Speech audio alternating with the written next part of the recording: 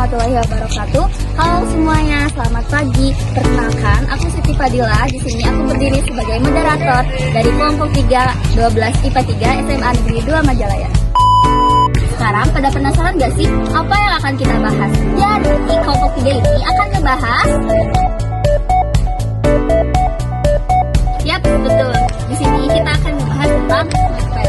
Pasti teman-teman semua pada gak asing kan tentang novel, dan pasti di antara teman-teman udah sering nih membaca berbagai macam judul novel. Tapi pada tahu gak, pada dasarnya novel itu dibagi menjadi dua, yaitu novel modern dan novel klasik.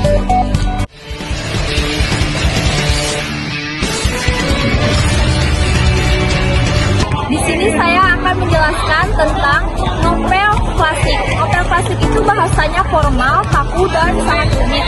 Sedangkan novel modern bahasanya sangat mudah dipahami dan gaya bahasanya relatif bebas. Ciri-ciri dari novel klasik, perkembangan zamannya sangatlah lambat dan bahasanya kaku.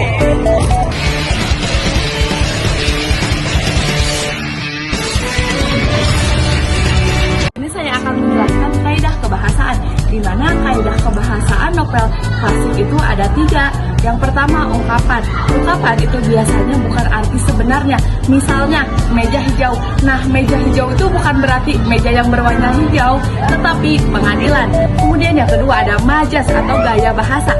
Nah, majas ini dibagi-bagi lagi. Yang pertama ada majas perbandingan, yang mana membandingkan satu benda atau suatu hal yang satu dengan yang lainnya. Kemudian ada majas sindiran. Majas sindiran yang ditujukan untuk menyindir seseorang, tetapi biasanya dengan kata-kata halus. Kemudian yang ketiga ada majas penegasan.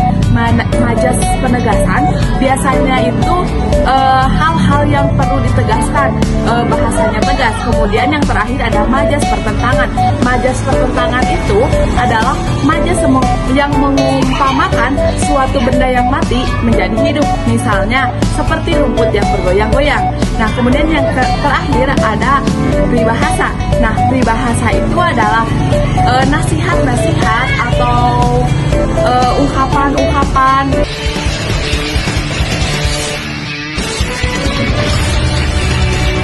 Abstraknya, buku ini menceritakan tentang perang segitiga antara Raja Serakah bersama Company melawan seorang raja yang membela kebenaran yang tanahnya tidak dijajah.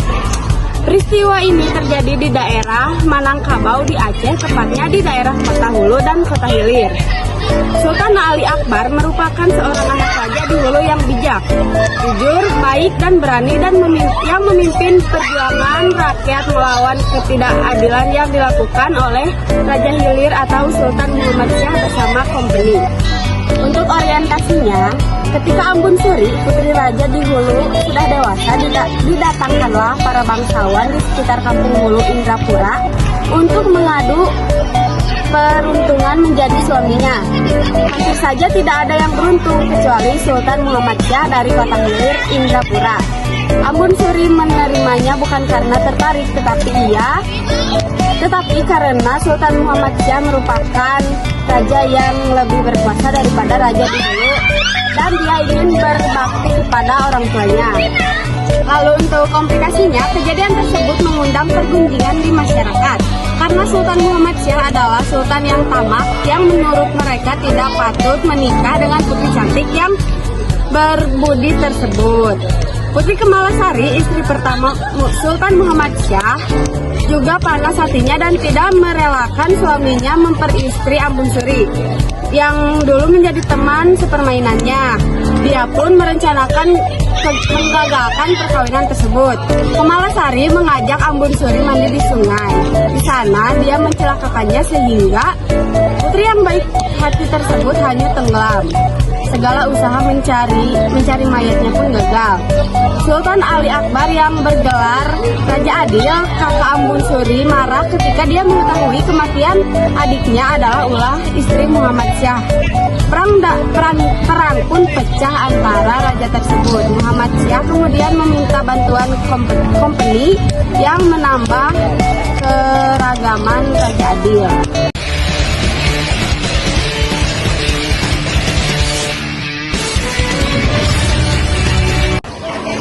Evaluasi pada novel ini adalah, namun akhirnya Raja Adil kalah dan daerahnya dihanguskan.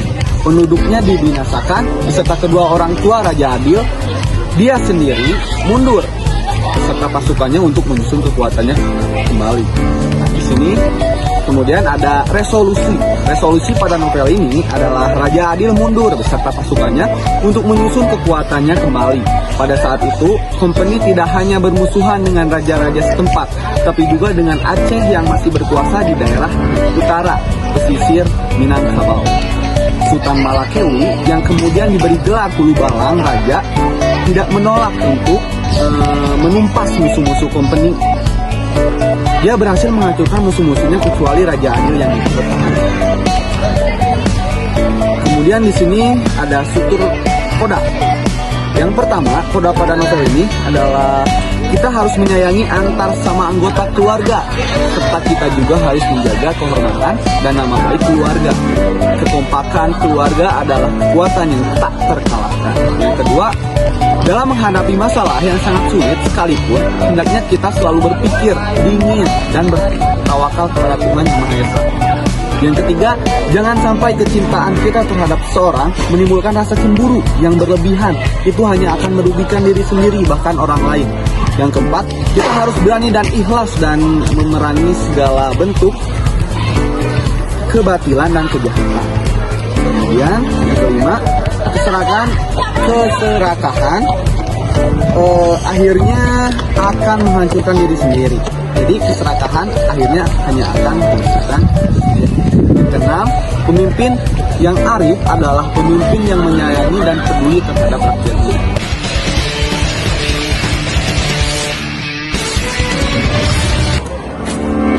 Bro, lagi ngapain bro? Ini bro, langkah-langkah menulis novel. Jadi langkah-langkah menulis novel itu ada 9. Yang pertama ada ide dan perencanaan, penelitian, pengembangan karakter, menulis bab demi bab, dan revisi, editing, proofreading, pemasaran, dan peluncuran. Segitu aja yang bisa disampaikan.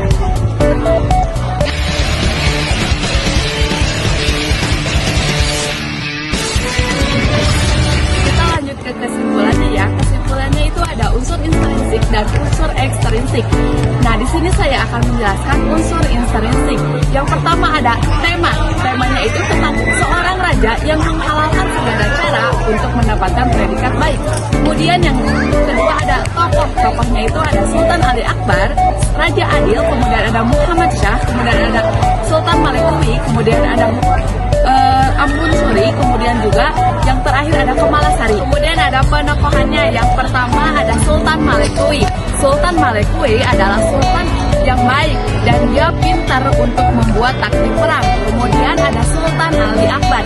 Sultan Ali Akbar adalah orang yang baik, namun dia sangat membenci Muhammad Shah karena ada keluarganya yang dibunuh.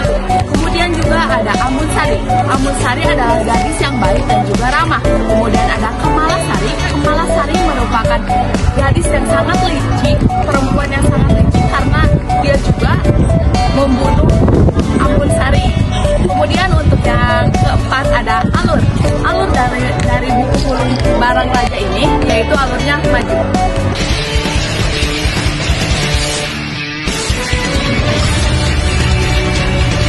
Nah, di sini saya akan menjelaskan sudut pandang, latar, lalu amanat. Nah, yang pertama ada sudut pandang, yaitu orang ketiga, karena si penulis tidak pernah disangkutkan dengan cerita Hulu Balang tersebut. Nah, di sini ada latar tempat, yaitu kerajaan raja di hulu Sungai Damar, kerajaan Raja Muafar Shah. Yang kedua ada latar waktu, yaitu pagi hari sampai sore di kerajaan raja di hulu tengah malam, lalu maghrib, lalu senja. Nah, untuk yang ketiga ada latar suasana senang, sedih, tegang, cemas. Lalu yang terakhir ada bersukaria. Gaya bahasanya yaitu gaya bahasanya baku. Yang keempat ada amanat. Nah, untuk amanatnya, janganlah menjadi orang yang sombong dalam melakukan segala sesuatu. Tetap rendah hati dan pikirkan segala sesuatu yang ingin dilakukan agar tidak tercipta rasa pada penyesalan yang akhirnya akan menyesal.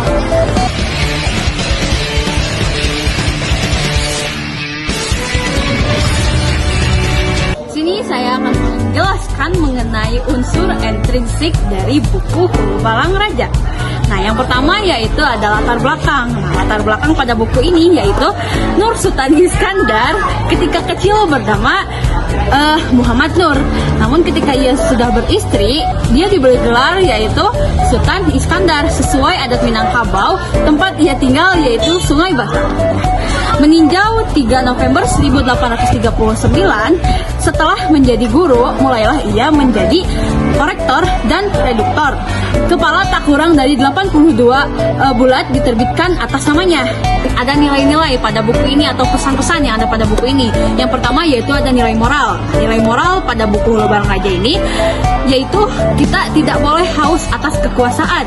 Selanjutnya ada nilai-nilai budaya. Nilai-nilai budayanya yaitu saat Andaru Dewi hamil melakukan ritual mandi di sungai. Yang ketiga yaitu nilai-nilai sosial. Nilai-nilai sosialnya yaitu Hulu Balang yang pandai saat bercakap dan mengambil perhatian orang lain. Selanjutnya yaitu ada keunggulan pada buku ini. Buku ini juga memiliki keunggulan yaitu ceritanya menarik, mengajak supaya tidak menjadi orang sombong dan angkuh. Selain itu kata-katanya pun mudah untuk dipahami. Nah, selain keunggulan, dalam buku ini juga ada kekurangannya. Nah, kekurangan dalam buku ini itu sangat susah untuk menentukan siapa peran utamanya. Sekian dari saya.